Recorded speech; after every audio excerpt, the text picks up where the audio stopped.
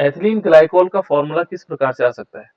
यदि हम ethylene glycol है तो एथिलीन ग्लाइकोल को हम ऐसे लिखते हैं, CH2OH सिंगल बॉन्ड CH2OH, ऐसा लिखा जाता है एथिलीन ग्लाइकोल, है ना। ये एथिलीन ग्लाइकोल है।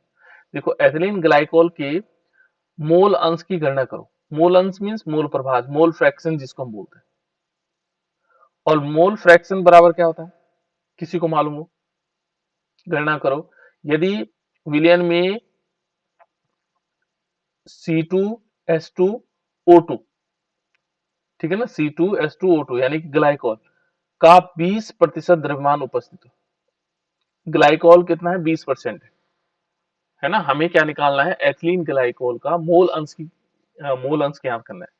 तो मोल प्रभाज बराबर क्या होता है, किसी को मालूम है? मोल प्रभाज क्या सर होता अभी आपके मोलों की संख्या बटे कुल मोलों की संख्या। है? हाँ, मोल प्रभाज बराबर, देखो बेटा यहाँ पर अवयव क्या होंगे, है ना। तो यहाँ पर अवयव क्या हो सकते हैं? तो अवयव में यहाँ पर कौन आएगा? Ethylene ethylene glycol. बिल्कुल, एक अवयव आएगा एथिलीन ग्लाइकोल, और दूसरा इसका क्या आएगा? पूरा विलयन आएगा जो जल के साथ, है ना। तो हम, क्योंकि ये देखो ना, ये कह रहा है कि एथिलीन ग्लाइकोल मोल अंश की गणना करो। यदि विलयन में एथिलीन ग्लाइकोल 20% है तो यहाँ पर हम लिखेंगे एथिलीन ग्लाइकोल का के मोल, अवयव माने यहाँ पर क्या हो जाएगा? Ethylene glycol. ऐसे भी लिख सकते हैं बेटा, फॉर्मूले को हम बदल सकते हैं। देखो अब याद करने की जरूरत नहीं है, ऊपर था अवयव के मोलों की संख्या, तो अवयव में आ जाएगा एथिलीन ग्लाइकोल के मोलों की संख्या। एथिलीन ग्लाइकोल के मोलों की संख्या, मोलों की संख्या, ठीक है ना। और बटे में क्या आ जाएगा? विलियन, विलियन में क्या आएगा? विलियन के मोलों की संख्या, है ना। तो विलियन, और विलियन को हम ब्रैकेट में लिख सकते हैं। कौन कौन जुड़े हुए हैं इसमें? एक तो एथिलीन ग्लाइकोल है, और प्लस H2O है, जल है। के मोलों की संख्या, के मोलों की संख्या, है ना, मोलों की संख्या। तो इस टाइप से हम नोट कर सकते हैं बेटे। देखो फॉर्मूला हम अपने हिसाब से बना सकते हैं, है ना। जहां अवयव लिखा था, अवयव के मोलों की संख्या, तो माने यहाँ पर क्या होगा? एथिलीन ग्लाइकोल होगा। तो एथिलीन ग्लाइकोल के मोलों की संख्या बटे विलयन के मोलों की संख्या। अब देखो मोल बराबर क्या होता है? किसी भी मोल को निकालेंगे तो मोल बराबर होता है ग्राम में मात्रा बटे अणुभार, ठीक है ना। यहाँ पर दो चीजें ध्यान रखनी। तो एथिलीन ग्लाइकोल का क्या आएगा? ग्राम में मात्रा और बटे अणुभार, ठीक है ना। दूसरे यहाँ पर क्या आएगा? बिलियन में क्या आएगा? एथिलीन ग्लाइकोल बटे की मोल ग्राम में मात्रा बटे उसके अणुभार आएगा। H2O की ग्राम में मात्रा बटे अणुभार आएगा। तो पहले हम इस मोल को निकालेंगे। मोल कॉन्सेप्ट आप जानते हैं, ठीक है ना। तो पहले हम क्या करेंगे? एथिलीन ग्लाइकोल के मोलों की संख्या निकालेंगे। तो मोलों की संख्या निकालने के लिए एथिलीन का ग्राम में मात्रा, तो ग्राम में इसमें कहीं दे ही नहीं रखा है एथिलीन का, है ना। लेकिन एक चीज दे रखा है, यदि विलयन में एथिलीन ग्लाइकोल का 20% द्रव्यमान उपस्थित है। देखो 20% का मतलब, यदि कोई चीज 100 ग्राम है तो उसमें से 20 ग्राम क्या है? एथिलीन ग्लाइकोल है, ये एथिलीन ग्लाइकोल है। और 80 ग्राम क्या है? जल है। ये तो 100% कोई चीज है और उसमें से क्या है? 20%। 20% का मतलब क्या है? एथिलीन ग्लाइकोल 20%, 20 ग्राम मान लो, है ना। तो यहाँ पर हमारे पास एथिलीन ग्लाइकोल के मोलों की संख्या कैसे निकल सकती है? 20 ग्राम माना हमने, क्या मान लिया? 20 ग्राम क्या है उसमें? एथिलीन ग्लाइकोल है। और एथिलीन ग्लाइकोल के मोलों की संख्या, इसके मोल ग्राम में मात्रा कैसे निकालेंगे? ग्राम में मात्रा तो निकल गई 20, और बटे में क्या कर देंगे? उसका द्रव्यमान, किसका? इसका अणुभार, सॉरी, अणुभार कितना आएगा इसका?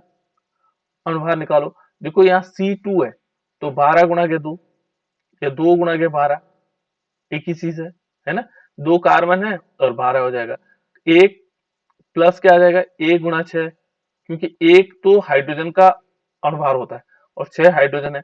प्लस उसके साथ क्या आएगा? ऑक्सीजन का कितना होता है बेटा? 2 गुणा के 16। इसी से छोटी छोटी याद करने के लिए। और इनको देखो, 12 दूनी 24 हुआ, प्लस 16 दूनी 32 हुआ। टोटल जोड़ो इसको, कितना हुआ? 62 हुआ कि नहीं हुआ? 62। इनको जोड़ेंगे तो 62 हो जाएगा। देखो ना, ये 30 हो गया, 40, और 70 गड़बड़ हो रहा है, 72 हो रहा है आई थिंक। देखो एक मिनट बेटा, कितना हो रहा है देखो इसमें 24 प्लस 6, सॉरी सॉरी 6 है, नहीं नहीं नहीं, वही 62 ही हो रहा है ना, 6 है, मैं 16 कर रहा हूँ इसको। ये 6 होगा बेटा, 6 कम 6 ही तो होगा, है ना। और कितना आएगा, 16 दूनी 32, ये आ जाएगा। तो अब देखो कितना हो गया, 30 हो गया, 60 62, ठीक है ना, 62 हो गया, 62 हो गया। तो यहाँ पर कितना आ जाएगा, 62। इसकी इसका अनुभार कितना है, 62, एथिलीन ग्लाइकोल का 62। अब ऐसे ही कंडीशन यहाँ पर नीचे वाले में आएगी। इसमें क्या करेंगे, ये एथिलीन ग्लाइकोल के तो हमने निकाल दिया, तो इसको क्या करेंगे, 20/62 आ जाएगा। और प्लस इसके साथ क्या आएगा, H2O। H2O का यदि हम देखेंगे अनुभार कितना हो जाएगा, 18 होता है, क्योंकि 16 और 2 18 हो जाएंगे, है ना। और ग्राम में मात्रा कितनी है, 80, 80 बटे कितना हो जाएगा, 80 ग्राम में मात्रा तो 80 आ जाएगी, क्योंकि 100 ग्राम में से हमें माना 20 ग्राम क्या है, एथिलीन ग्लाइकोल है, तो 80 ग्राम क्या होगा, हमारे पास H2O बचेगा। तो अब इसमें बटे में कितना आ जाएगा, बटे में 18 आ जाएगा। इसको सॉल्व करेंगे बेटा, तो इसको सॉल्व करने से हमें क्या मिल जाएगा, मोल प्रभाज मिल जाएगा, किसका, एथिलीन ग्लाइकोल। तो एथिलीन ग्लाइकोल का हम यदि मोल प्रभाज निकालना चाहेंगे तो कितना आ जाएगा बेटा, देखो बताओ, इसको सॉल्व करो। तो इसको सॉल्व करने पर कितना आएगा, ये आएगा 0.322 ऊपर वाले पे, है ना। और नीचे में कितना आ जाएगा, ये देखो 18 बटे ये आ जाएगा 0.322 प्लस इसमें कितना आ जाएगा 4.44, 3 बार लिख लेते हैं, 3 डिजिट ले लेते हैं, तो इतना आ जाएगा। और इसको सॉल्व करने के बाद टोटल आएगा 0.068, ये आ जाएगा, इतने मोल हो जाएंगे। यदि हम इसी प्रकार से जल का भी निकाल सकते हैं, लेकिन उसने जल का पूछा नहीं है, ठीक है ना, जल का पूछा नहीं है। एथिलीन ग्लाइकोल के मोल अंश की गणना कीजिए। यदि हमें जल का पूछ ले, मान लीजिए जल का पूछता इसी में, तो हम क्या करेंगे, मोल प्रभाज यहाँ पर लिख सकते हैं एथिलीन ग्लाइकोल, है ना, इसके नीचे हम लिख सकते हैं एथिलीन ग्लाइकोल, या एथिलीन, ये एथिलीन ग्लाइकोल हो जाए, है ना, ये एथिलीन ग्लाइकोल का है। और यदि हमें इसकी जगह क्या लेना होगा, मोल प्रभाज किसका निकालना होगा, जल का। मोल प्रभाज किसका निकालना होगा, जल का। तो मोल प्रभाज जल के लिए हम क्या निकाल सकते हैं, जल लिख सकते हैं इसमें। तो इसके लिए क्या आएगा, यहाँ पर थोड़ी सी चेंजेस करने बेटा, हमने क्या चेंज करना है, कि देखो एथिलीन ग्लाइकोल के लिए ये वैल्यू तो यहाँ एथिलीन ग्लाइकोल की, अभी हमने क्या करना, ऊपर लेना जल के मोल।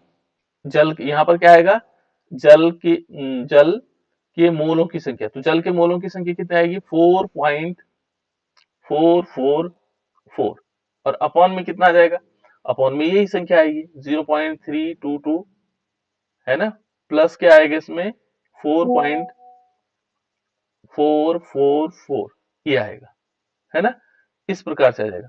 और इसकी जो वैल्यू आएगी, देखो अब इसमें थोड़ा सा अंतर है ना, और ये कितना आएगा 0.09, सॉरी 932, इतना आएगा, ये लगभग वैल्यू आएगी। तो इस प्रकार से हम इसको सॉल्व कर सकते हैं, ठीक है ना। तो यहाँ ध्यान आपको इस टाइप से रखना। चलो दूसरा क्वेश्चन देखें। ये कह रहा है उस विलयन की मोलरता क्या की गणना करनी है। अभी मोलरता पूछा हुआ है, जिसने 5 ग्राम NaOH 450 मिलीलीटर विलयन में घुला हुआ है। तो बताओ बेटा मोलरता बराबर क्या हो सकता है, मोल अंश तो आ गया आप लोगों को, मोलरता बराबर क्या है, विलय के मोल अपॉन में विलियन का आयतन लीटर में से। बिल्कुल, ये देखो मोलरता, है ना, मोलरता बराबर आएगा, और इसको हम कैपिटल M से दिखाते हैं, है ना। Capital M is equal to क्या आएगा, विलेय विलेय के मोलों की संख्या। यहां पर देखो विलेय के मोलों की संख्या, और बटे क्या आएगा, विलियन का आयतन लीटर में आएगा, ठीक है ना, विलियन का आयतन और लीटर में। इसकी परिभाषा भी आप लोगों को याद होगी, विलियन का आयतन लीटर में, ठीक है ना। इसमें सिंपल है, 1 लीटर विलयन में घुली हुई विलय की मोलों की संख्या को हम मोलरता कहते हैं। ठीक है ना, हम क्या लेंगे, 1 लीटर विलयन लेंगे और 1 लीटर विलयन में घुले हुए विलय की मोलों की संख्या को हम क्या कहते हैं, मोलरता कहते हैं। सिंपल, 1 लीटर विलयन लिया और उसमें देखा कि विलय के मोल कितने घुले हुए हैं, वो क्या कहलाएगी, उसी मोलरता कहलाएगी। बहुत सिंपल परिभाषा है ना। यहाँ देखो, ये कहता है विलय के मोलों की संख्या, उस विलयन की मोलरता की गणना कीजिए जिसमें देखो, जिसमें क्या है, 5 ग्राम NaOH। देखो 5 ग्राम NaOH, 5 ग्राम क्या है इसमें, NaOH। और ये कितने में, 450 मिलीलीटर में के विलयन में घुला हुआ है ना, 450 मिलीलीटर विलयन में घुला हुआ है। तो हम पहले देखो 5 ग्राम घुला हुआ है 450 में, है ना। तो हमें मोलरता निकालनी होगी, तो मोलरता बराबर विलय के मोलों की संख्या। तो विलय के मोलों की संख्या कैसे निकाल लेते हैं हम, विलय के मोलों की जो संख्या निकालते हैं किस प्रकार से निकाली जा सकती है। तो इसके लिए तरीका हमारे पास क्या होता है कि जो विलय के मोलों की संख्या निकालते हैं किस प्रकार से आता है, विलय के ग्राम में मात्रा। विलय की ग्राम में मात्रा कितनी है, 5 ग्राम है। NaOH का देखो, सोडियम हाइड्रोक्साइड का हमें अणुभार निकालना, कैसे निकालेंगे, तो बताओ जल्दी बताओ, फास्ट बताओ, अणुभार बताओ इसका। सोडियम का कितना होता है, 23, ऑक्सीजन का 16, हाइड्रोजन का 1, टोटल मिलाकर कितना हो गया,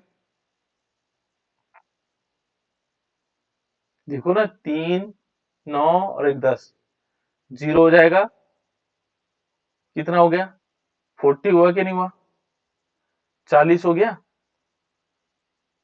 आप लोग बोल नहीं रहे हो, है ना। तो 5 ग्राम NaOH है और ये कितना है, अणुभार कितना आएगा, 40।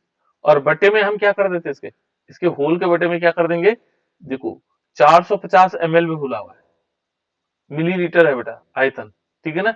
और ये किसमें हम बनाना, इसको लीटर में कन्वर्ट करना पड़ेगा, तो इसके लिए 1000 का भाग देना पड़ेगा।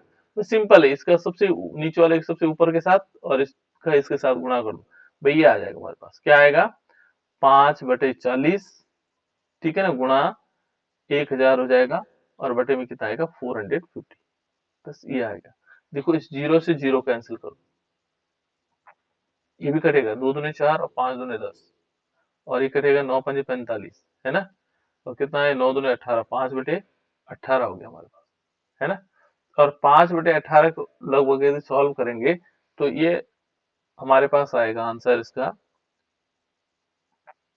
0.278। ये क्या आएगा बेटा, किस में आएगा, मोलर, ये मोलर विलियन में। इसको दूसरे, इसका और मात्रक क्या हो सकता है, मोलरता का मात्रक क्या होता है बेटा, कोई कोई बता सकता है मोलरता का मात्रक जो इसका होगा, मोलरता का मात्रक क्या होता है, पूछा जाता है बेटा, ये ध्यान रखना, इसलिए मैं पूछ रहा हूँ।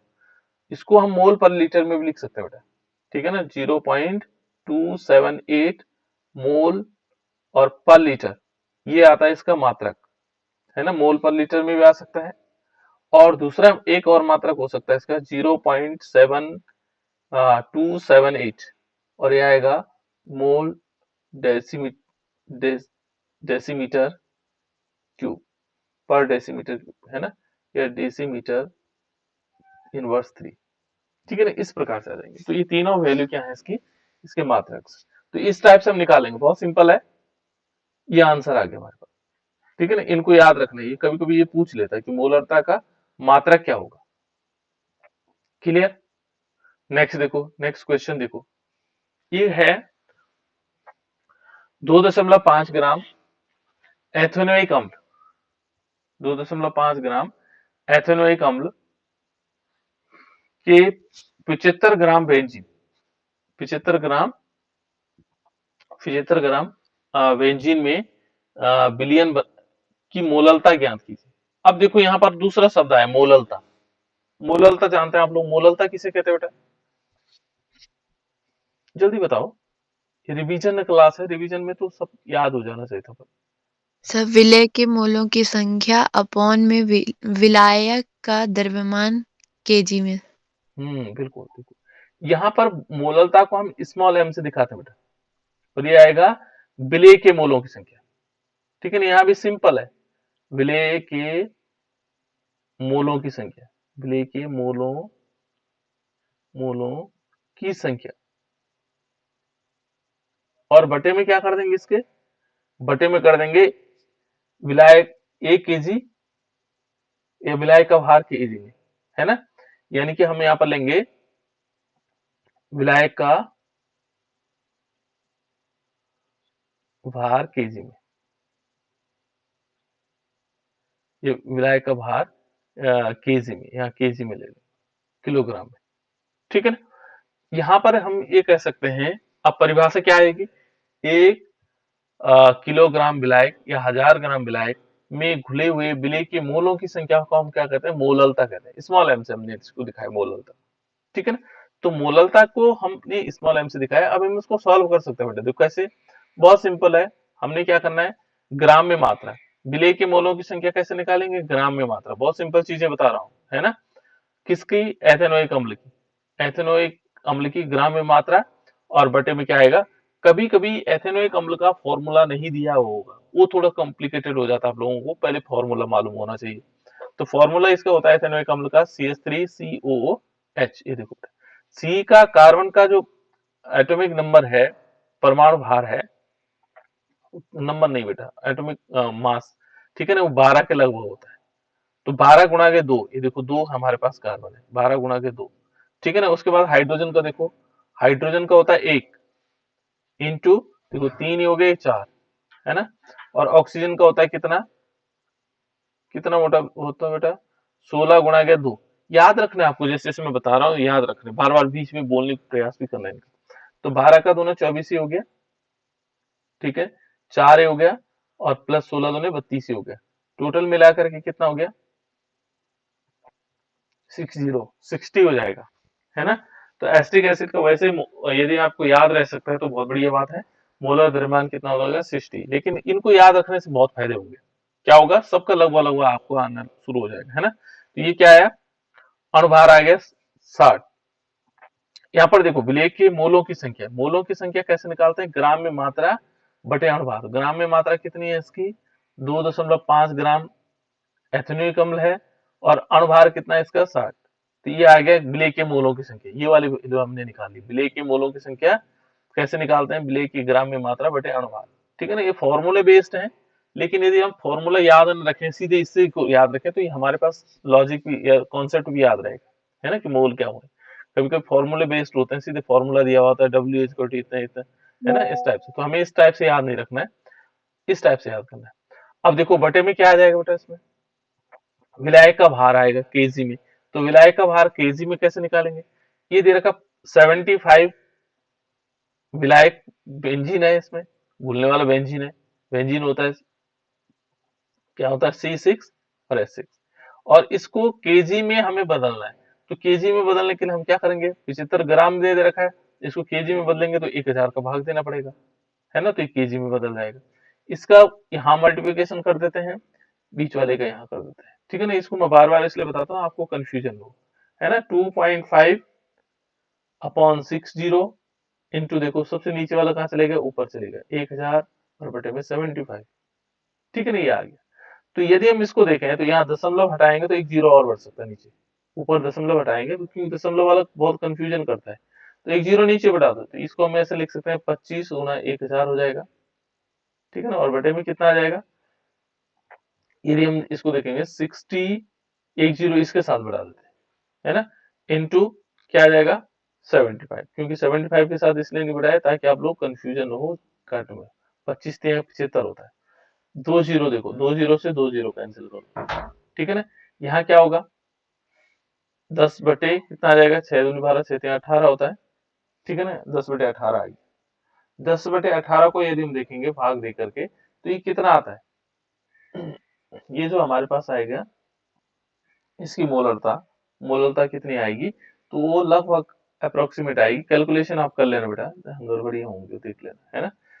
0.556, और इसका जो मात्रक होगा वो होगा मोल पर केजी, मोल केजी इनवर्स, ये है मोल पर केजी, है ना। इस प्रकार से हम इसको निकाल सकते हैं।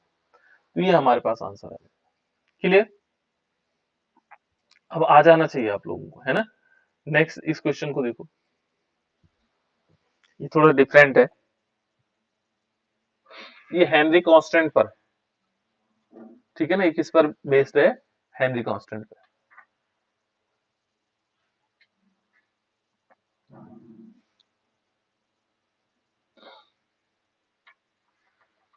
हो गया, देखा बेटा क्वेश्चन को पढ़ा।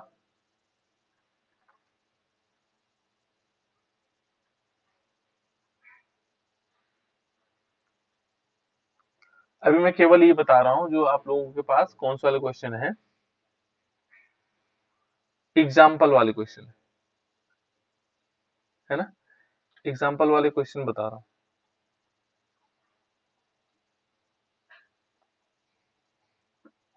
अभी इसमें पार्ट पार्ट निहित वाले क्वेश्चन है। देखो इसमें यदि हम देखेंगे, ये कहता है कि यदि नाइट्रोजन गैस, ठीक है ना, नाइट्रोजन गैस को 293 केल्विन पर जल में प्रवाहित किया जाए, ठीक है ना, नाइट्रोजन गैस को हम क्या कर रहे हैं, नाइट्रोजन गैस को 293 केल्विन पर जल में प्रवाहित किया जाए, तो 1 लीटर जल में कितने मिलीमोल नाइट्रोजन गैस विलीय होगी, है ना, कितने मिलीमोल जो है नाइट्रोजन गैस विलीय होगी। नाइट्रोजन का आंशिक दाब जो है इतना बार है 0.987, है ना, तथा 293 केल्विन पर नाइट्रोजन के लिए हेनरी कांस्टेंट का मान कितना है, 76.48 केल्विन, है ना। इसको यदि हम सॉल्व करेंगे बेटा, तो इसको किस प्रकार से सॉल्व किया जा सकता है, ठीक है ना। तो यहाँ पर जो हम हेनरी कांस्टेंट के हिसाब से देखेंगे, तो हेनरी के हिसाब से क्या था कि हमें Xn2, क्योंकि नाइट्रोजन की विलीयता हमें ज्ञात करनी, is equal to Pn2 upon KH। हमने हेनरी के नियम में क्या पढ़ा था, याद होगा, हेनरी के नियम में क्या था, यदि आपको याद है किसी को। जी सर। हाँ बताओ बेटा, हेनरी के नियम में क्या था, Pn2, स्थिर ताप हाँ बोलो बोलो बेटा बोलो। स्थिर ताप पर किसी गैस की विलेयता गैस के दाब के समानुपाती होता है। बिल्कुल, यानी कि क्या होगा, उसके मोल अंश माने उसमें घुलने वाले जो मोल अंश था कि P is directly proportional to X2, उसके मोल के समानुपाती होता था, ऐसे करके हमने इसको पढ़ा था। यानी कि P इज इक्वल टू हमने पढ़ा था KH इंटू X, ऐसे पढ़ा था, ठीक है ना। क्योंकि हम नाइट्रोजन के केस में पढ़ रहे हैं, तो नाइट्रोजन के हिसाब से हम इसको लिख रहे हैं। देखो हमने क्या किया, फिर X इज इक्वल टू यदि मोल अंश निकालेंगे तो X इज इक्वल टू क्या आएगा, P अपॉन KH आएगा, है ना, ये वैल्यू हमने पढ़ी थी, है ना, इस टाइप से पढ़ा। तो यहाँ पर हम निकाल रहे हैं Xn2, ये X क्या है यहाँ पर, मोल प्रभाज है ना, और is equal to Pn2 upon KH। KH क्या है यहाँ पर, हेनरी कांस्टेंट है, और ये क्या है Pn2, ये हमारे पास नाइट्रोजन का दाब है ना, आंशिक दाब। तो इस प्रकार से दिया हुआ है, ये कहता है देखो, यदि नाइट्रोजन गैस, एक बार क्वेश्चन को मैं दोबारा इसलिए पढ़ रहा हूं आपके दिमाग में आ जाए क्वेश्चन किस टाइप का है, यदि नाइट्रोजन गैस को 293 केल्विन पर जल में प्रवाहित किया जाए, नाइट्रोजन गैस को हमने किस में किया, प्रवाहित जल में, तो 1 लीटर जल में कितने मिलीमोल नाइट्रोजन गैस विलीय होगी, 1 लीटर में पूछ रहा है कि कितने मिलीमोल उसमें विलीय होगी, है ना। तो ये कहता है देखो, नाइट्रोजन का आंशिक दाब इतना है, और देखो 293 केल्विन पर नाइट्रोजन के लिए KH की वैल्यू इतनी दे रही, यानी कि 76.48 बार है। तो अब हम इसका संबंध कैसे निकालेंगे, देखो हमें जो हेनरी ने कहा था कि कितनी मात्रा जो है गैस की विलीय होगी द्रव में, उसके समानुपाती होगी उसके मूल अंश के साथ, समानुपाती होगी, जितना उसका मूल अंश बढ़ेगा उस हिसाब से बढ़ेगा। तो हम पहले इसका मूल अंश निकाल लेते हैं, और उससे हमें पता लग जाएगा कि 1 लीटर में कितनी जो है मिलीमोल घुलने वाली है नाइट्रोजन, है ना, मिलीमोल में पूछा हुआ बेटा, है ना। तो पहले हम इसका क्या निकालते थे, मोल प्रभाज निकाल देते नाइट्रोजन का इसके हिसाब से, है ना। तो यहाँ पर ये दे रखा है Xn2 जो हमारे पास निकल आएगा इज इक्वल टू क्या निकालेंगे, देखो आंशिक दाब कितना दे रखा है नाइट्रोजन का, ये दे रखा है, कुछ नहीं करना, हमने वैल्यू रखनी 0.987 और इसके बटे में हम क्या कर देंगे, जो हमारे पास हेनरी कांस्टेंट दे रखा है, हेनरी कांस्टेंट कितना दे रखा है 76.48 किलो बार दे रखा है। किलो बार को हम क्या कर देंगे, बार में कन्वर्ट कर देंगे। किलो बार को जब बार में कन्वर्ट किया जाए 10⁻³ का मल्टीप्लीकेशन, क्योंकि ऊपर में क्या होगा, ये भी बार में है, देखो दोनों को बार में ले आते हैं, ये भी बार में है और ये किलो बार है, क्या है किलो बार, तो किलो बार को हमने बार में कन्वर्ट कर दिया, ये भी बार में हो गया और ये भी बार में कन्वर्ट हो गया, ठीक है ना। अब यदि इस वैल्यू को कैलकुलेट करते हैं तो ये आता है 1 पॉइंट कितना आएगा 1.29 इंटू 10⁻⁻5 किलोवाट, ये वैल्यू आई है ना। ये नाइट्रोजन के लिए हमने निकाला, लेकिन हमें नाइट्रोजन के यदि मूल अंश निकालते हैं तो किस प्रकार से आएगा, मूलों की संख्या कैसे निकाली जाती है, तो 1 लीटर में जब घुला हुआ होगा तो यहाँ पर दो चीजें घुली होंगी, ठीक है ना। यदि हमने सपोज किसका निकालना है, नाइट्रोजन का मूल अंश, ये तो हमने नाइट्रोजन का अभी मोल निकाला है ना। लेकिन जब हम विलियन का निकालते हैं तो विलियन की कंडीशन में क्या आता है कि एन, देखो यदि हम क्या निकालेंगे एन और यहाँ पर क्या आएगा एन प्लस कैपिटल एन, तो तब हमारे पास क्या आता है मोल, मोल प्रभाज आता है ना। तो यहाँ पर एन ए क्या होता है, मान लीजिए हमने लिया विलेय, यदि हम इस नाइट्रोजन को विलेय लेते हैं तो तब ये क्या आएगा एन स्मॉल एन आ जाएगा, है ना। और कैपिटल एन क्या होगा, विलायक हो जाएगा, कैपिटल एन क्या हो जाएगा बेटा इसमें, विलायक हो जाएगा। तो इस प्रकार से हम इसको क्या निकाल सकते हैं, इसके लिए निकाल सकते हैं, देखो विलियन में यहाँ पर हम एक और शब्द भी लिख सकते हैं, चलो इसको मैं बता देता हूँ। इस टाइप से हम इसको लिख सकते हैं, क्या लिख सकते हैं, ये तो वैल्यू हमने निकाल दी। यदि हम XN2 निकालेंगे, देखो X नाइट्रोजन के लिए निकालेंगे तो नाइट्रोजन के लिए क्या होता है, जो नाइट्रोजन की वैल्यू होगी यानी कि N, ये आएगा N और यहाँ पर क्या आएगा स्मॉल n प्लस कितना आएगा 55.5, ठीक है ना। ये वैल्यू हमारे पास क्या आएगी, ये वैल्यू हम निकालेंगे। अब इसको देखो विलियन में यहाँ पर हमें लिखना पड़ेगा कि जो विलियन है, विलियन में नाइट्रोजन, जो नाइट्रोजन है, नाइट्रोजन के मोल के मोलों की संख्या, मोलों की संख्या ये कितनी है स्मॉल एन, ठीक है ना। ये 55.5 कहां से आया है बताता है ना। और देखो यहां पर लिखेंगे और यदि हम क्या करेंगे, और 1 लीटर जल, देखो यहां पर क्या आएगा, और 1 लीटर जल में, 1 लीटर जल में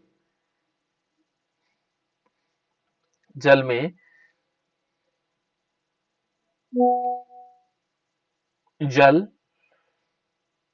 के 55 दशमलव, देखो जल के कितने होंगे बेटा इसमें 55.5 मोल होते हैं।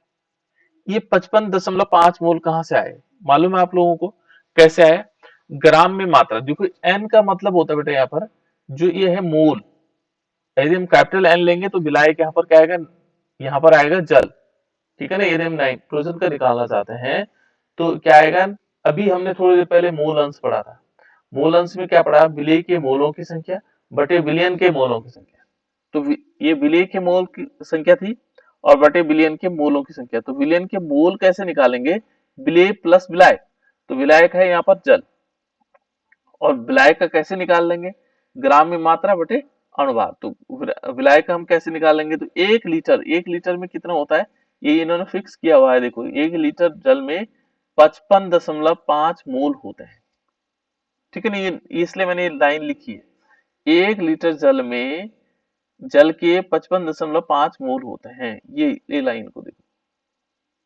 कि यहाँ पर 1 लीटर विलियन है, क्योंकि इसने यहाँ क्या किया हुआ है कि 1 लीटर देखो 1 लीटर जल में कितने मिलीमोल नाइट्रोजन गैस विलीय होगी, 1 लीटर में निकालना है, तो इसके लिए 55.5, ठीक है ना।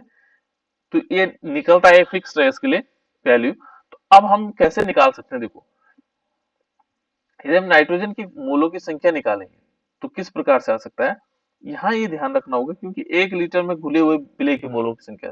तो अब हम क्या निकालेंगे, इस यहाँ पर लिखना पड़ेगा हमें, चूंकि ये फॉर्मूला आ गया है, देखो इस टाइप से आ गया। अब हम इस फॉर्मूले को देखेंगे, इस फॉर्मूले से देखो, इस फॉर्मूले को हम आगे लेके चलते हैं। यहाँ पर क्या होगा, इसी को क्वेश्चन को आगे बढ़ा देते बेटा, देखो किस प्रकार से आएगा। जैसे हमने xn2 लिया तो xn2 की वैल्यू हमने निकाल दी, ये देखो xn2 की वैल्यू कितनी आई, ये वाली। तो xn2 की वैल्यू आई 1.29 इंटू 10 टू द पावर -5, ठीक है ना।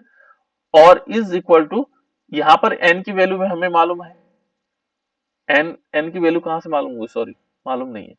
और इसकी तुलना में यदि देखेंगे इस 55.5 की तुलना में ये n बहुत कम है, ठीक है ना। तो इस वैल्यू को नगण्य समझेंगे, यहाँ पर ये नील हो जाएगा, क्योंकि यहाँ पर हम ऐसे लिख सकते हैं इसकी लाइन के बाद कि n is more less than 55.5, बहुत कम है इसकी तुलना में, तनु विलियन है। तो ऐसी दशा में इसकी वैल्यू नगण्य हो जाएगी और यहाँ पर क्या आएगा, 55.5 आएगा, ठीक है ना।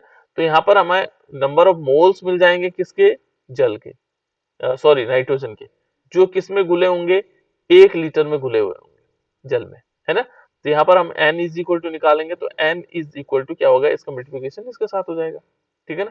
तो यहाँ पर हम सिंपल क्या कर देंगे, 1.29 into 10 to the power -5 multiply by 55.5। ये याद रखना बेटा, इस लाइन को याद रखना है, 1 लीटर विलियन में, है ना, जल के मोल कितने होते हैं, वो 55.5 मोल होंगे, है ना। और इसको कैलकुलेट करके देखेंगे तो ये कितना आ जाता है, ये आएगा हमारे पास 7.16 इंटू 10 टू द पावर -4, और मोल आएगा, ये मोल के फॉर्म में आएगा, इतना मोल हमारे पास आएगा क्योंकि स्मॉल n के वैल्यू हमने निकाल दी, ठीक है ना, इतने मोल आ जाएंगे। या हम इसको मिली मोल में क्या ज्ञात करना होगा, तो मिली मोल में ज्ञात करने के लिए हमें क्या करना पड़ेगा, 1000 का गुणा और करना पड़ेगा। तो 7.16 into 10 to the power -4 into 1000, तो 1000 क्या आएगा, तब आएगा मिली मोल। इसको क्या बोलेंगे, क्योंकि उसने मिली मोल में पूछा हुआ हमें, तो मिली मोल के रूप में हमें मिलेगा। तो यहाँ पर ये देखो 10 टू द पावर 3 हो जाएगा, प्लस का ये 4 है, तो एक माइनस का बचेगा, तो एक माइनस का मतलब ये हो जाएगा 0.716, और ये आएगा मिली मोल, मिली मोल, ये हमारे पास आंसर है। इस टाइप से हम निकाल सकते हो, ठीक है ना। तो ये हेनरी कांस्टेंट पर बेस्ड, जो हेनरी का नियम था उस पर बेस्ड क्वेश्चन था, ठीक है ना। ये रिकॉर्ड मिल जाएगा आपको सारा, ठीक है ना। उसके बाद नेक्स्ट देखो, इस क्वेश्चन को देखो बेटा, इस क्वेश्चन को देखो, ये एनसीईआरटी बुक का 2.5 एग्जाम्पलर है, ठीक है ना। जो एग्जाम्पल हमारे पास दिए हुए हैं उन एग्जाम्पलों में से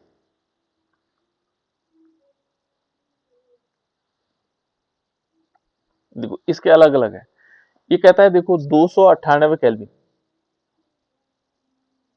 यहाँ पर क्या है, 298 केल्विन है, और ये कहता है 298 केल्विन पर क्लोरोफॉर्म एवं डाइक्लोरोमेथेन के वाष्प दाब क्रमशः 200 mmHg और 415 mmHg है। यानी इसको पढ़ने से हमें पता लग रहा है कि ये वाष्प दाब से संबंधित क्वेश्चन है। अब वाष्प दाब में भी दो चीजें, उन्नयन अवनमन, दो चीजें आती हैं। तो देखो बेटा, यहाँ पर 298 केल्विन है, पर क्लोरोफॉर्म है और डाइक्लोरोमेथेन है, CH2Cl, और ये कहता है कि वाष्प दाब की दाब क्रमशः कितना है, 200 mmHg, किसका है, क्लोरोफॉर्म का 200 mmHg। क्रमशः का मतलब ये होता है जो पहले आया वो पहले आएगा, है ना। और डाइक्लोरोमेथेन का है 415 mmHg, ठीक है। तो ये क्या कहता है कि 25, ये तो दिया हुआ है हमारे पास, है ना, 25 ग्राम क्लोरोफॉर्म और 40 ग्राम डाइक्लोरोएथिन को मिलाकर बनाए गए विलयन के वाष्प दाब की गणना कीजिए। ठीक है ना, इसको मिलाया गया और एक विलयन बनाया गया, इस विलयन का जो हमें वाष्प दाब ज्ञात करना है। एक कंडीशन दी है ना, क्लोरोफॉर्म का वाष्प दाब दे रखा है और डाइक्लोरोमेथिन का। फिर इनको क्या किया गया, इनमें से कुछ अमाउंट ली गई, जैसे 25 ग्राम हमारे पास क्लोरोफॉर्म लिया और 40 ग्राम क्या लिया, डाइक्लोरोमेथिन। इनको मिलाकर के एक विलयन बनाया गया और वो कहता है कि इस ताप पर उसकी क्या करनी, हमने गणना करनी है कि उसका वाष्प दाब की गणना करनी है। ठीक है, पहला काम तो ये हो गया। दूसरा काम भी कह रहा है साथ साथ में, क्या कह रहा है, वाष्पीय प्रावस्था में प्रत्येक अवयव का मोल अंश की गणना कीजिए। इसके प्रत्येक अवयव की मोल अंश की भी गणना करनी, ठीक है ना, इनके मोल अंश की भी गणना करनी, कि जो प्रत्येक अवयव है इनके मोल अंश की भी गणना करनी। तो पहले काम करते हैं हम क्या, वाष्प दाब की गणना करने के लिए। तो वाष्प दाब की गणना कैसे होगी, कुल वाष्प दाब कैसे निकालते हैं। यदि हम कुल वाष्प दाब निकालने की कोशिश करेंगे तो किस प्रकार से निकाला जा सकता है, किसी को मालूम है बेटा? यदि हम P कुल लेंगे, वाष्प दाब कुल लेंगे, P कुल है ना, P का मतलब हो गया वाष्प दाब, और कुल टोटल लेंगे, बराबर क्या आएगा, जो विलयन बनाएंगे उस विलयन में क्या होगा, X CH2Cl2, क्योंकि ये CH2Cl2 मिलाया हुआ है ना, और इसमें से क्या करेंगे, XCl2, ये फॉर्मूला हमारे पास था P नोट शुद्ध अवस्था में, है ना। देखो ये तो हमारे पास विलयन की अवस्था में CHCl2, और देखो शुद्ध अवस्था में हमारे पास डाइक्लोरोएथिन का CH2Cl2 का वाष्प दाब, माइनस इसमें से क्या करेंगे, P नोट CHCl3 इसका वाष्प दाब, और प्लस इसमें क्या कर देंगे, शुद्ध अवस्था में जो हमारे पास क्या आएगा, क्लोरोफॉर्म होगा उसका वाष्प दाब CHCl3, ये P नोट, ये शुद्ध अवस्था के लिए होता है। ये सीधे हम फॉर्मूले में आ गए, है ना, हमने फॉर्मूला निकाला कि किस प्रकार से इसको हम निकालेंगे, उसको वाष्प दाब 298 केल्विन पर। अब इनकी वैल्यू देख लो, इनकी वैल्यू कितनी आएगी, मोल अंश निकालना पहले, किसका, इसका मोल अंश तो निकालना पड़ेगा हमें, इसका मोल अंश हमें निकालना पड़ेगा, किसका, डाइक्लोरो मीथेन का। ठीक है ना, डाइक्लोरोमीथेन का मोल अंश कैसे आएगा, इसकी ग्राम में मात्रा बटे अणुभार। तो ग्राम में मात्रा कितना आएगा CH2Cl2 की, यहां से निकल सकते हैं, देखो ग्राम में मात्रा बटे अणुभार। तो ग्राम में मात्रा कितनी है बेटा इसकी, यदि हम इसके मोलों की संख्या निकालेंगे तो मोलों की संख्या कैसे आएगी, किसकी निकालना हमने, CH2Cl2 की। तो पहले हम इसके सभी का निकालना पड़ेगा, इसका भी निकालना पड़ेगा, देखो यहाँ पर नहीं, इनका अभी वास्तव अभी दिया हुआ है ना। तो पहले हम इसका निकाल देते हैं, तो पहले हम निकालते हैं इसका मोल अंश, यानी कि क्या होगा, X CH2Cl2 का मोल अंश। ग्राम में मात्रा कितना दे रखा है, इसकी ग्राम में मात्रा कैसे निकालेंगे, देखो ग्राम में मात्रा, इसके मोल अंश निकालने के लिए इसकी ग्राम में मात्रा बटे इन दोनों का विलयन की ग्राम में मात्रा, है ना। तो ग्राम में मात्रा हमारे पास 40 ग्राम दे रखा है, बटे इसका अणुभार कितना होगा, इसका अणुभार कितना होगा बेटा, कार्बन 12 दूनी 24, ठीक है ना, प्लस कितना आ जाएगा, प्लस 2, और क्लोरीन कितना होता है 35.2, 35 दशमलव कितना होता है बेटा इसका, क्लोरीन का कितना होता है 35.5, 35 दूनी 70 और 71, 71 हो जाएगा। टोटल जोड़ो इसको, कितना हो रहा है, 3 और 7, ठीक है ना, 7 हो जाएगा, और कितना आ जाएगा, 7 2 9, 97, है ना, 97। ये देख लेना कहीं कैलकुलेशन गलत होगी तो आप देख लेना उस हिसाब से, ठीक है। ये कितना आएगा, 40 बटे, देखो 97 तो इसका आएगा, और इसके साथ क्या घुला हुआ है, प्लस इसके साथ क्या घुला हुआ है, इसके साथ क्लोरोफॉर्म घुला हुआ है। तो क्लोरोफॉर्म का कितना होगा, तो क्लोरोफॉर्म का यदि हम निकालेंगे तो कितना आएगा, क्लोरोफॉर्म के लिए यदि देखेंगे तो क्लोरोफॉर्म का 25.5 ग्राम दे रखा है, और बटे में यदि हम इसको देखेंगे तो इसका क्लोरोफॉर्म का निकालेंगे तो कितना आएगा, 35, देखो 35 तो 70 हो गया, 3 बार गुणा करना है ना। तो 5 3 15 आएगा, ये आ जाएगा 5 3 15 16 एक हो जाएगी और एक 10, यानी कि ये आएगा 106। तो आया Cl3 का, है ना। उसके साथ साथ इसमें जोड़ना है 12, क्योंकि कार्बन भी जुड़ा हुआ और 2 और जुड़ जाएंगे, ठीक है ना। तो ये कितना आ जाएगा, 5 दशमलव आ जाएगा 4 4 10 0 हासिल हो जाएगी, है ना। यानी कि ये आ रहा है लगभग 120 दशमलव। अब कैलकुलेशन में थोड़ी गलतियां होंगी बेटा, उसको ठीक कर लेना है, ठीक है ना। हो सकता है जल्दीबाजी में कोई गलत हो रहा होगा। तो ये इसको पूरा सॉल्व करने के बाद यदि हम देखेंगे तो किस प्रकार से आएगा, ये आएगा 0.47, इस ऊपर वाले की वैल्यू आएगी 0.47 और प्लस इसमें इसकी वैल्यू आएगी 0.213 के अप्रोक्सीमेट, ठीक है ना। और ये टोटल मिलाकर के आएगा 0.688, ये वैल्यू आ जाएगी, है ना। तो ये निकला मोल अंश किसका, हमारे पास डाइक्लोरोमेथिन का। अब हमें डाइक्लोरोमेथिन का मोल अंश निकल गया। इस फॉर्मूले में यहां पर वैल्यू आ जाएगी इसकी जो हमने निकाली अभी, है ना। तो कितना आएगा, यदि हम इसकी वैल्यू को देखेंगे तो ये आया 0.688 और यहां पर क्या होगा, फिर इसकी वैल्यू क्या आएगी, पी नोट, शुद्ध अवस्था में डाइक्लोरोमेथिन का वाष्प दाब। तो शुद्ध अवस्था में कितना है बेटा, इसमें शुद्ध अवस्था में इसका यदि वैल्यू देखेंगे तो ये है कितना दे रखा वाष्प दाब, 415 mmHg, किसका, डाइक्लोरोमेथिन का। पहले हमें डाइक्लोरोमेथिन तो चाहिए, तो यहाँ क्या आ जाएगा 415 mmHg माइनस देखो क्लोरोफॉर्म का कितना दे रखा है 200, ठीक है ना, mmHg के फॉर्म में दे रखा है। प्लस इसमें क्या आएगा फिर, प्लस इसके बाद आएगा, क्योंकि ये वाष्प दाब किसका दे रखा है, डाइक्लोरोमेथिन, यानी कि 200 का आ जाएगा, ठीक है ना। इसको सॉल्व करने के बाद हमारे पास कितनी वैल्यू आ जाएगी, ये आएगा टोटल मिलाकर के, इसको सॉल्व कर लेना आप लोग। तो मैं सीधे डायरेक्ट बता दे रहा हूं, ये है 347.9 mmHg जो है इसकी वैल्यू आएगी। इसको सॉल्व पहले अंदर इसको कर लेना सॉल्व, फिर उसके बाद मल्टीप्लिकेशन, तब हम ऐड कर देंगे, ठीक है ना। ये तरीका होता है ना। इस प्रकार से हम क्या करेंगे, इसकी वैल्यू आ गई। तो हमने किसका निकाला, अभी हमने कुल वाष्प दाब निकाला, है ना, कि विलयन को बना दिया जाए और विलयन का वाष्प दाब की गणना कीजिए, ठीक है ना। तो ये वाष्प दाब आ गया। उसके बाद हम अलग अलग फॉर्म में देखेंगे तो किस प्रकार से आ सकता है। देखो बेटा इसको हटाना पड़ेगा यहां से, ये वैल्यू तो आ गया आपको। इसमें जहां पर गलतियां होंगी बेटा कैलकुलेशन में देख लेना आप लोग, है ना। अब हमने वाष्प दाब तो निकाल दिया, किसका निकाला, सॉरी कुल वाष्प दाब निकाल दिया विलयन का, ठीक है ना। अब हमने क्या करना है इसके बाद, और कंडीशंस और हैं कि देखो क्या है, अभी हमें वाष्प दाब किसका निकालना है, अलग अलग, ये देखो प्रति वाष्पीय प्रवस्था में प्रत्येक अवयव के मोल अंश की गणना कीजिए। तो प्रत्येक अवयव की मोल अंश की गणना तो की जा सकती है। इसमें पहले हम इसका वाष्प दाब निकालते हैं क्लोरोफॉर्म का, CaCl3 का, है ना।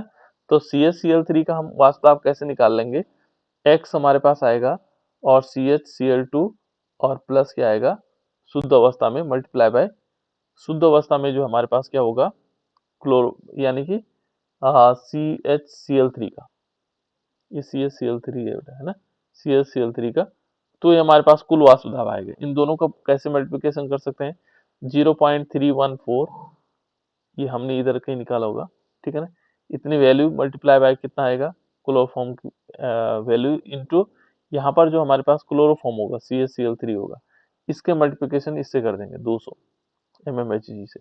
पहले इसकी इसकी वैल्यू निकालनी, जैसे हमने ये निकाला था ना बेटा, इसी प्रकार से हमें क्या निकालना होगा, इसके मूल अंश निकालने होंगे, ठीक है ना। तो हमने सीधे डायरेक्ट लिख लिया इसको। ये लगभग कितना आता है, इसको निकालना पड़ेगा, और इसको निकालने के लिए तरीका क्या होता है, 25 ग्राम बटे कितना आ रहा है 342। तो यहाँ पर क्या आएगा, इसी प्रकार से हम निकालेंगे, जैसे हमने इसका निकाला ना ये मोल अंश 06 इतना, इसी प्रकार से इसको निकाल लेंगे, ठीक है ना।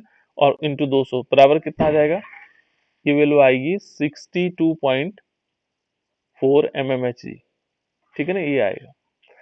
यदि हम क्लोरोफॉर्म का निकालते हैं तो क्लोरोफॉर्म का कैसे निकलेगा, सॉरी डाइक्लोर CH2Cl2 का निकालेंगे तो किस प्रकार से आएगा, ये वैल्यू हमारे पास x जो मोल वाले हैं यानी कि CH2Cl2 है, और इस मल्टीप्लाई बाय P नोट, यहाँ पर क्या आएगा CH2Cl2, इसका मल्टीप्लिकेशन करने के बाद क्या आएगा, यहाँ पर जो वैल्यू कितनी आई थी हमारी 0.688 और मल्टीप्लाई बाय कितना क्लोरोफॉर्म शुद्ध अवस्था में, तो ये 415 आएगा, और बराबर कितनी वैल्यू आएगी इसकी टोटल मिला करके, ये आ जाएगी 285.5